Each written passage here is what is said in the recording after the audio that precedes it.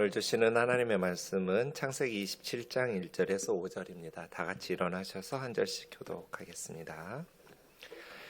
이삭이 나이가 많아 눈이 어두워 잘 보지 못하더니 맏아들 에서를 불러 이르되 내 아들아 하매 그가 이르되 내가 여기 있나이다 하니 이삭이 이르되 내가 이제 늙어 어느 날 죽을는지 알지 못하니 그런즉 내 기구 곧 화살통과 활을 가지고 들에 가서 나를 위하여 사냥하여 내가 즐기는 별미를 만들어 내게로 가져와서 먹게 하여 내가 죽기 전에 내 마음껏 내게 축복하게 하라. 같이요.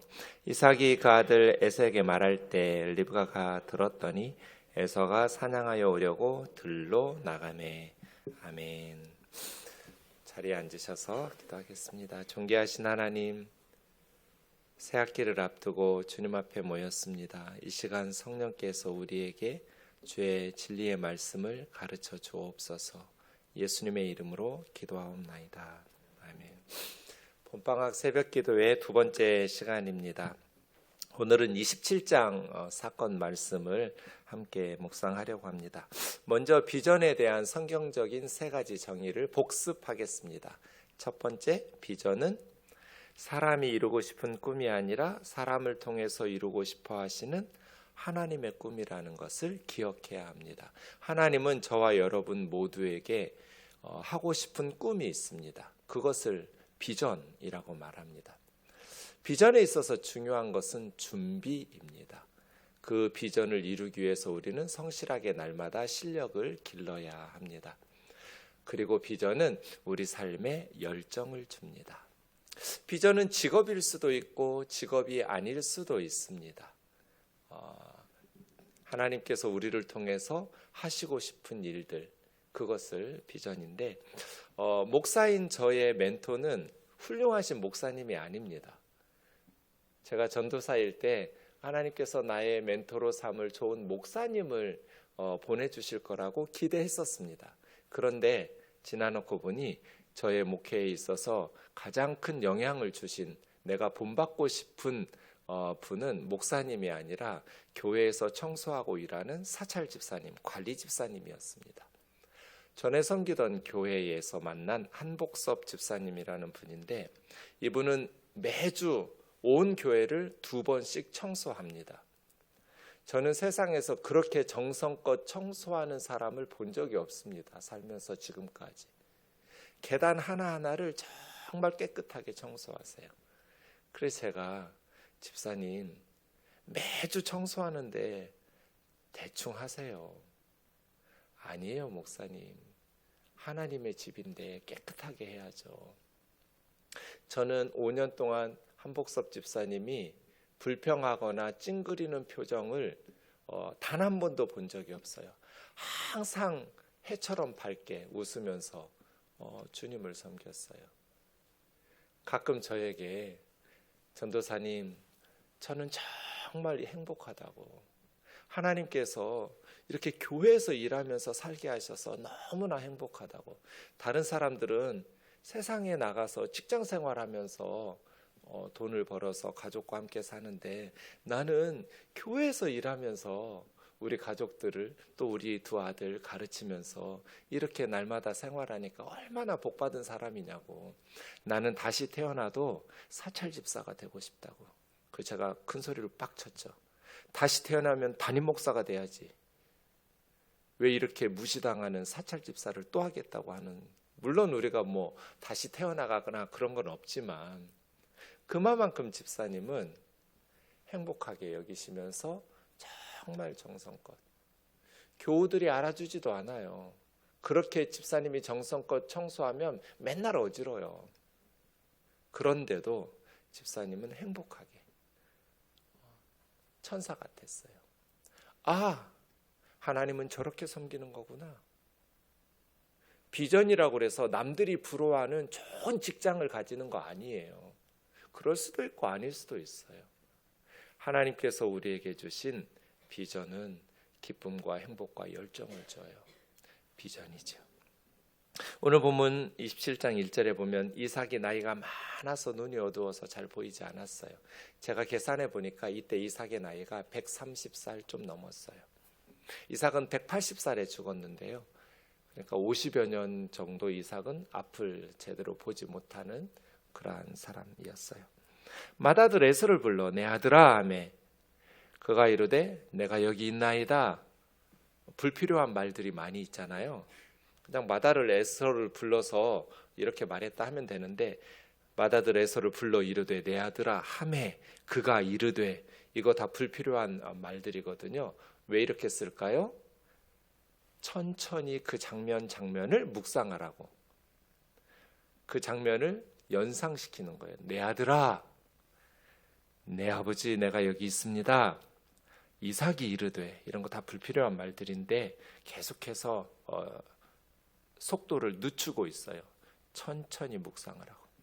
이제 내가 늙어서 어느 날 죽을지 알지 못하니 그런즉 내 기구 곧 화살통과 활을 가지고 들에 가서 나를 위하여 사냥하여 내가 즐기는 별미를 만들어 내게로 가져와서 먹게 하여 내가 죽기 전에 내 마음껏 너에게 축복하게 하라.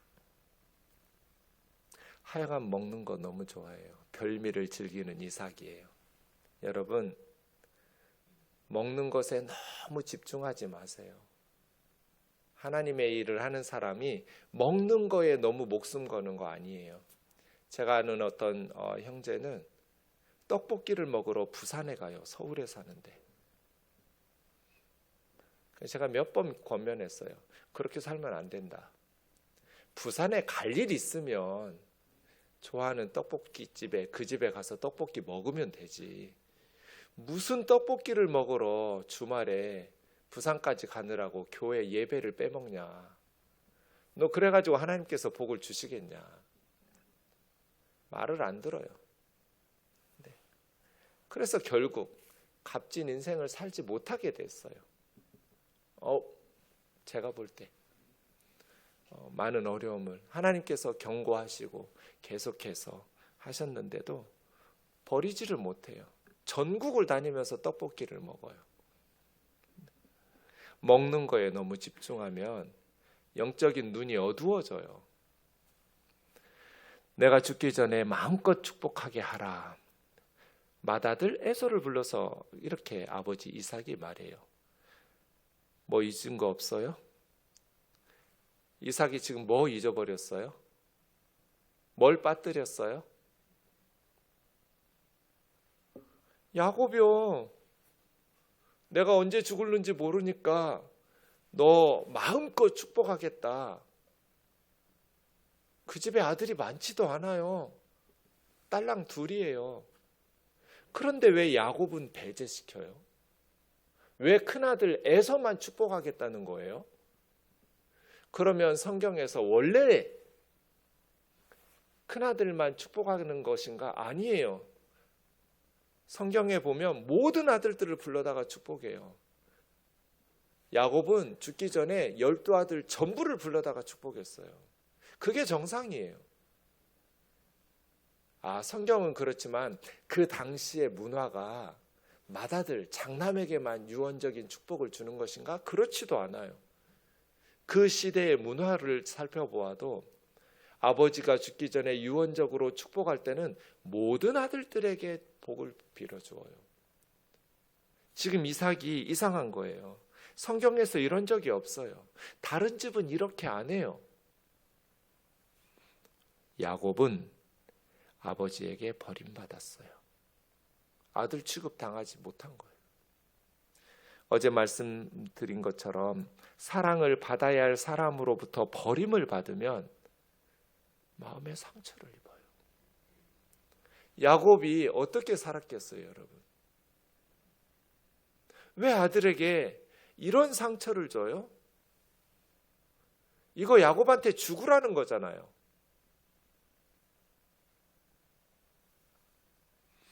5절 이삭이 아들 에서에게 말할 때 엄마 리브가가 들었어요. 이제 큰아들 에서는 사냥하려고 활과 화살을 가지고 들로 나갔고 엄마는 어떻게 해야 될까요? 리브가는 이 순간 어떻게 해야 돼요? 여러분이 리브가라면 어떻게 할 것 같으세요? 남편 이삭을 설득할 것 같아요. 이게 정상적인 프로세스예요. 여보, 야곱도 축복해 주세요. 에서가 들에서 사냥해 오면 내가 당신이 맛있게 먹을 수 있도록 별미를 만들 테니까 그거 기분 좋게 잡수시고, 에서, 당신 좋아하는 에서 복 많이 주고, 당신이 싫어하는 야곱은 조금 주더라도, 애가 둘인데 큰아들만 축복하고 둘째에게 복을 안 주면 이 야곱은 앞으로 어떻게 살겠어요? 그러니 우리 집에 아들이 많은 것도 아니고 내가 요리 맛있게 해줄 테니까 기분 좋게 잡수시고 에서 축복 많이 해주고 야곱도 축복해달라고, 이렇게 설득하는 게 정상적인 과정 아니에요? 그런데 리브가는 어떻게 했어요? 8절 보세요. 이제 그 상황을 이야기하면서 야곱에게 내 아들아, 엄마 말 들어라. 내가 명령하는 대로, 시키는 대로 해라. 염소 떼에 가서 좋은 염소 2마리 가져와서 엄마가 별미를 잘 마련할 테니까 너는 형인 것처럼 염소 털 몸에 붙이고 형 옷 입어서 형 냄새 나게 하고, 이런 식으로 해서 네가 에서인 척 아버지에게 가서, 아버지 눈이 어두워서 잘 안 보이니까 네가 형 대신에 복을 받아라. 죽기 전에 너를 마음껏 축복하게 하라고 엄마가 이렇게 해요. 금방 들통날 거짓말이잖아요. 들에서 에서 돌아오면 남편과 큰아들이 금방 속았다라는 것을 알게 될 거잖아요. 리브가는 왜 이랬을까요? 보통 집안 같으면 여보, 에서 축복하고 야곱도 축복해 주세요 하고 설득하려고 할 텐데, 왜 리브가는 남편을 설득하려고 하지 않고 속이려고 했을까요? 금방 들통날 텐데, 온 집안이 발칵 뒤집어질 텐데, 자기 말을, 자기가 아무리 울면서 남편을 설득하려고 해도 남편이 자기 말을 들어주지 않을 테니까. 이삭에게 아내인 리브가의 말은 씨알도 안 맥혔어요. 이건 누구 잘못이에요? 둘 다 잘못이죠. 남편과 큰아들을 속인 리브가 잘못이에요. 하나님은 이런 식으로 복을 주시는 분이 아니에요. 그런데 이렇게 만든 이삭 남편의 잘못이 훨씬 더 커요. 도대체 평소에 어떻게 살았다면 아내가 이런 식으로 행동할 수밖에 없도록 살아요. 그래서 엄마가 요리해준 염소 요리를 가지고 아버지에게 들어가요. 야곱이. 이상한 거예요. 그래서 20절에 이삭이 아들에게 내 아들아, 네가 어떻게 이렇게 빨리 잡았냐? 너무나 빠른 거예요. 그래서 야곱이 아버지의 하나님 여호와께서 순조롭게 만나서 빨리 잡아왔다고. 이제 야곱은 하나님 여호와까지 이용해 먹어가면서 거짓말을 해요.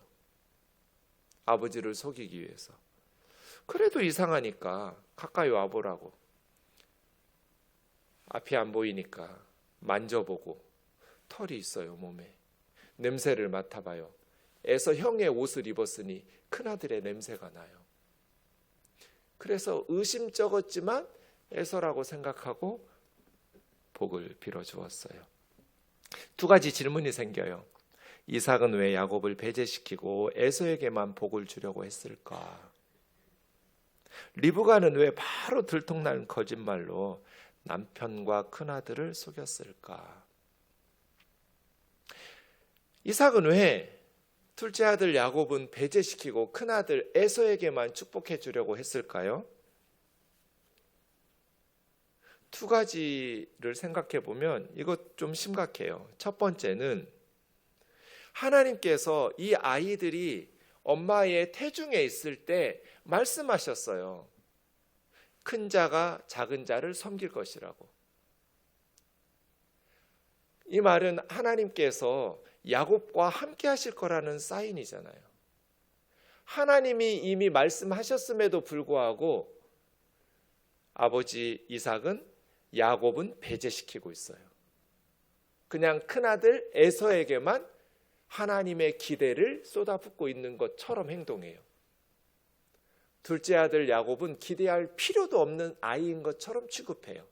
두 번째로 에서는 가나안 해쪽 속의 여인들 2명이나 데려서 아내를 삼고 가정을 이루고 살았어요. 이것은 아브라함 패밀리에게는 있을 수 없는 일이에요. 그래서 자기 아버지 아브라함은 자기 이삭을 위해서 멀리 하란에서 리브가를 데리고 와서 결혼을 시켰어요. 왜냐하면 그 지역 가나안 여인과 결혼을 하면 우상 숭배자로 전락하기 때문이에요. 이미 에서는 가나안 여인을 2이나 데리고 일부 다처제를 행하면서 가나안의 우상 숭배에 물든 사람이에요. 그래서 이삭과 리브가는 마음에 근심하고 있었어요. 영적인 정체성, 신앙을 잃어버렸기 때문이에요. 큰아들 에서가. 하나님의 말씀에 불순종하면서 자기가 원하는 대로 해쪽 속의 여인들과 결혼해서 살아서 믿음에서 이탈했어요. 하나님이 주신 아브라함 패밀리의 영적인 정체성을 상실했어요. 그에 비해서 야곱은 여전히 가나안 여인과 결혼하려면 얼마든지 할 수 있었지만 결혼하지 않고 기다리고 있었어요. 아브라함 패밀리의 영적인 정체성과 신앙의 비전을 지켜야 하기 때문이에요. 어머니 아버지 죽고 나면 이 하나님 신앙, 여호와의 신앙을 누가 지켜갈 수 있겠어요? 가나안 여인들과 결혼해가지고 우상숭배로 변질되면 말이에요. 그럼에도 불구하고 아버지 이삭은 야곱은 무시하고 에서만 축복하고 있어요.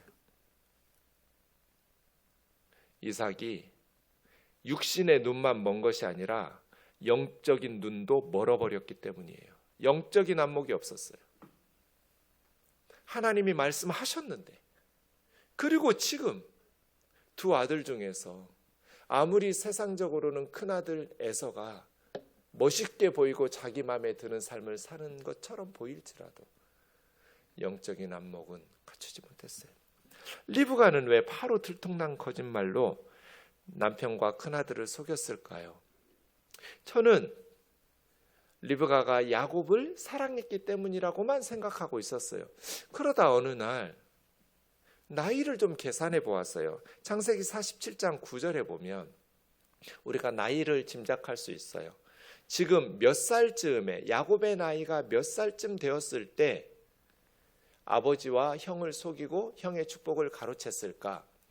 창세기 47장 9절에 보면 야곱이 요셉을 만나는 장면이 나옵니다. 자기 아들 요셉이 죽은 줄 알았는데 애굽의 총리가 되어 있었어요. 그래서 가나안에서 애굽으로 내려가서 아들을 만납니다. 그때 바로왕을 만나서 바로왕이 야곱의 나이를 묻습니다. 어르신 나이가 몇 살이나 됩니까? 내 나이 130살입니다. 야곱이 요셉을 만났을 때 130살이었어요.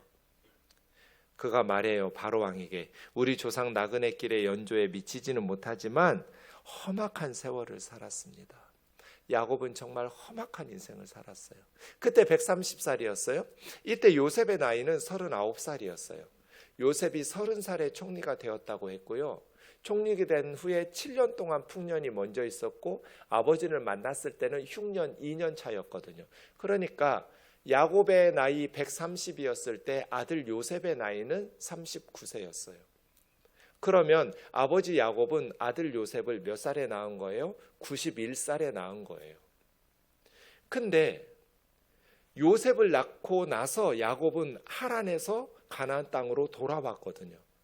그런데 하란에서 야곱은 몇 년 지내다가 가나안으로 왔냐면 20년이라고 성경에서 말했어요.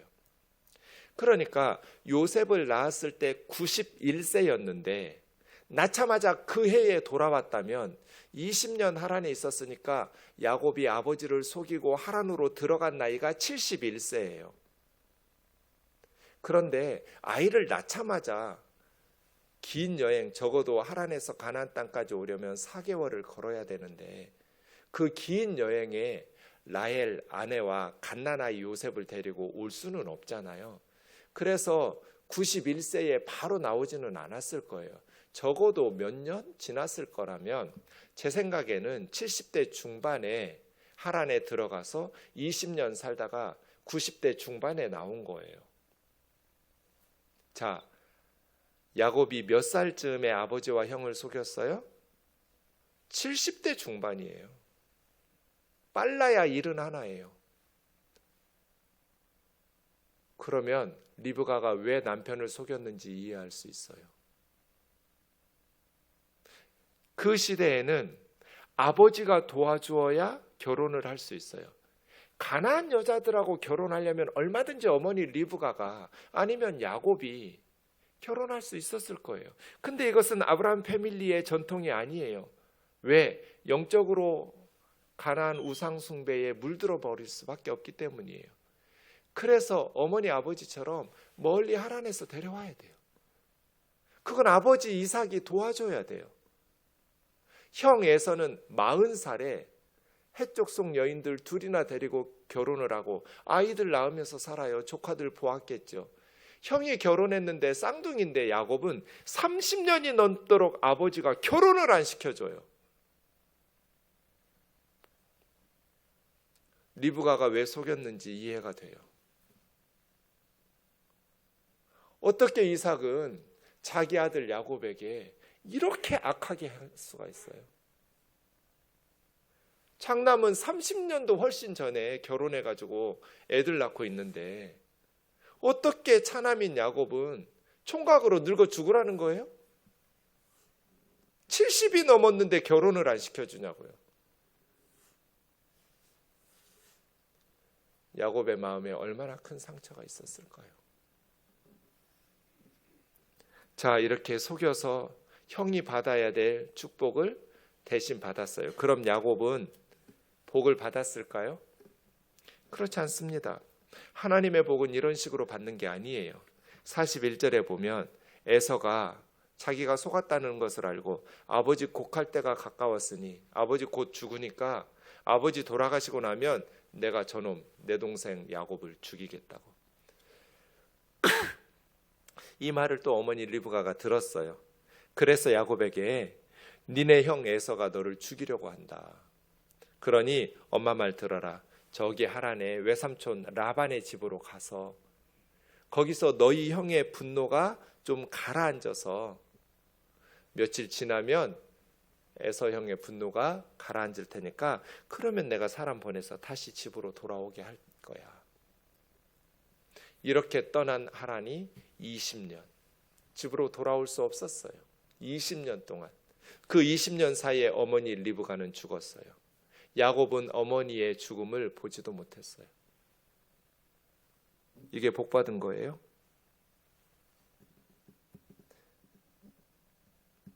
그래서 28장 1, 2절에 보면 이삭이 야곱을 불러 축복하면서 당부하여 가나안 사람의 딸들 중에서 아내를 맞이하지 말고, 이건 당연한 거예요. 아브라함 패밀리에게는.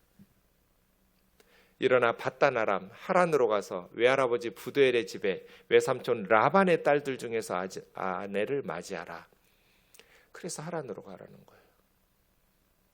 여러분, 여기서도 빠진 게 두 가지가 있어요.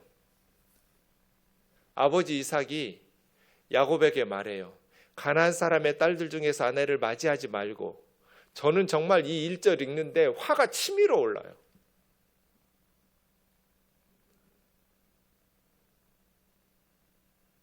어쩌면 이삭은 이런 식으로 아들에게 못되게 행동했을까? 다 알고 있었다는 거잖아요. 가나안 딸들 중에서 아내를 얻으면 안 된다는 것을 알고 있었다는 거예요. 그럼 지금까지 70년 넘도록 뭐 했어요?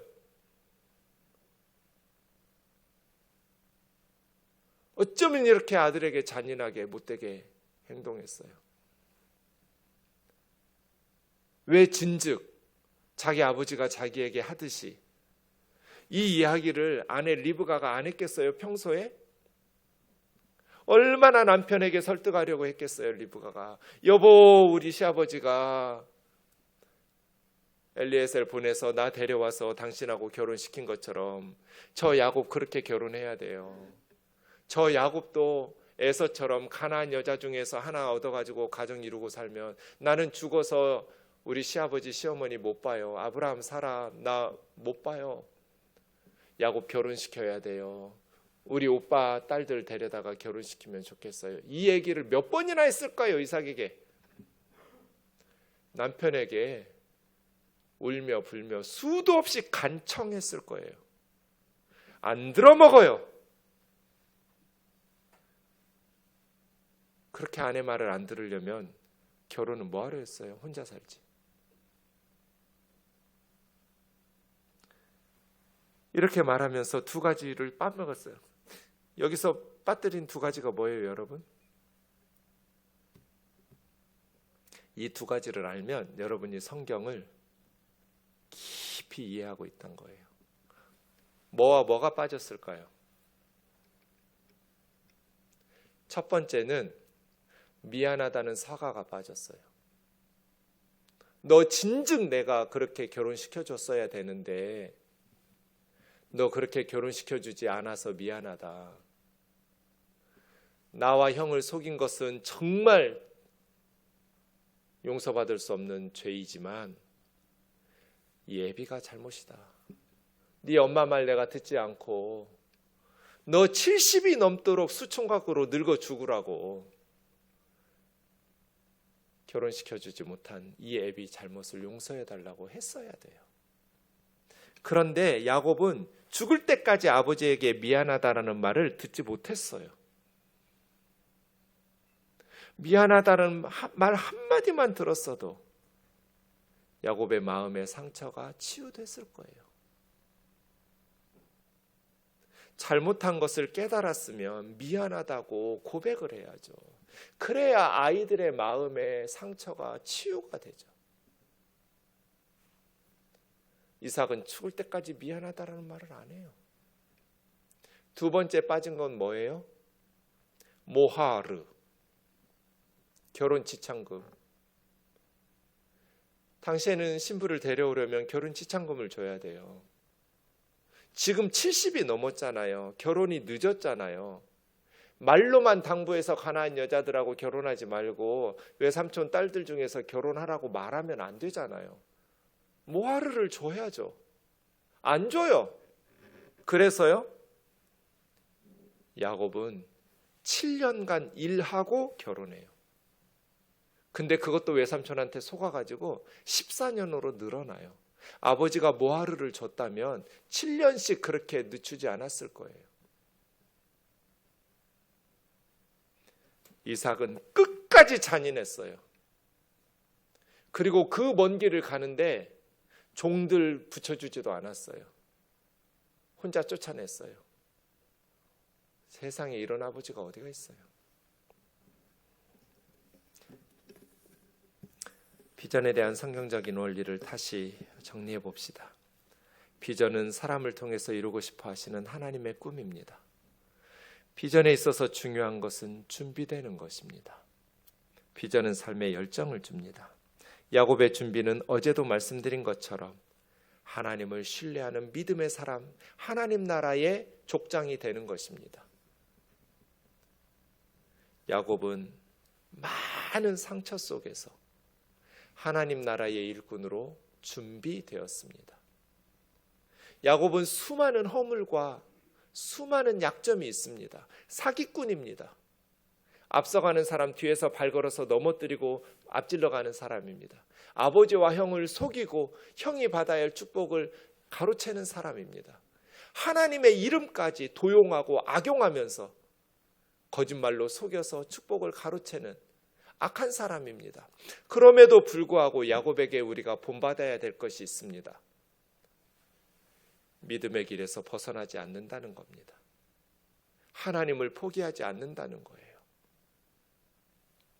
많은 인간적인 약점에도 불구하고 야곱이 가나안 여인들처럼 결혼하려고 했으면 얼마든지 미리 결혼할 수 있었어요. 에서처럼 하려면 야곱도 얼마든지 가나안 여인들하고 결혼할 수 있었어요. 부잣집이니까요. 그런데 야곱은 70 넘도록 버팁니다. 이거 본받아야 돼요. 우리가 죄를 짓고 살죠. 인간의 연약함 속에서 때로는 넘어지고 죄와 허물이 우리를 많은 연단 속으로 몰아넣기도 합니다. 세상적인 방법, 인간적인 술책을 쓰게 하기도 해요. 그럼에도 불구하고 야곱처럼 하나님 앞에서 훈련받고 믿음의 길을 떠나지 않고 절대로 하나님 버리고 우상에게 가지 않고 세상으로 떠나지 않는다면 하나님은 이 많은 상처와 슬픈 상황 속에서도 야곱처럼 진주같이 보석처럼 빚으셔서 하나님 나라 일꾼으로 쓰실 줄 믿습니다. 시편 27편 10절 내 부모는 나를 버렸으나 여호와는 나를 영접하시리이다. 야곱의 고백인 것 같아요.